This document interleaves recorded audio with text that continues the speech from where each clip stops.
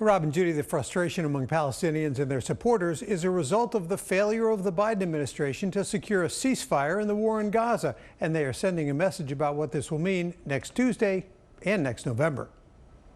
Free, free Palestine! Pro-Palestinian groups have been demonstrating for months, calling for a ceasefire in the war between Israel and Hamas. They are also demanding an end to U.S. military support of Israel and for increased humanitarian aid to Palestinians in war-torn Gaza.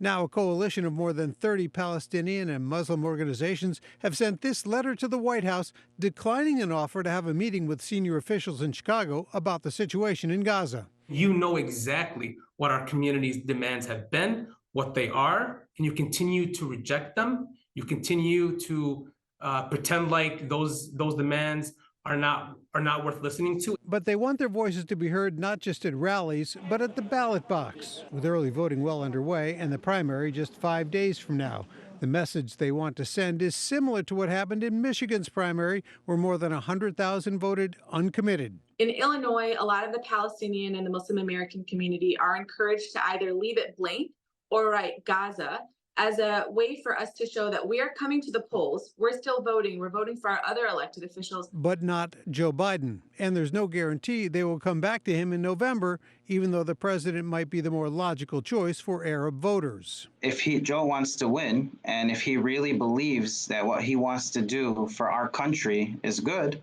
he'll show it by his actions. You have to earn the American vote. It's not given for free. The group see the president's promise during the State of the Union address to have the military build a floating seaport to get humanitarian aid to Gaza as a token gesture.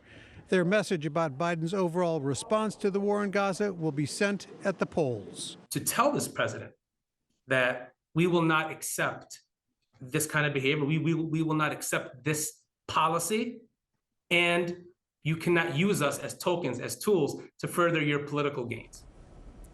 The interesting note about any write-in protest vote for uncommitted or Gaza in next Tuesday's primary, unlike in Michigan, they are not counted by Illinois state election law, so it may be very hard to gauge just how significant those efforts are. Watch breaking news on YouTube. Subscribe to ABC 7 Chicago Eyewitness News.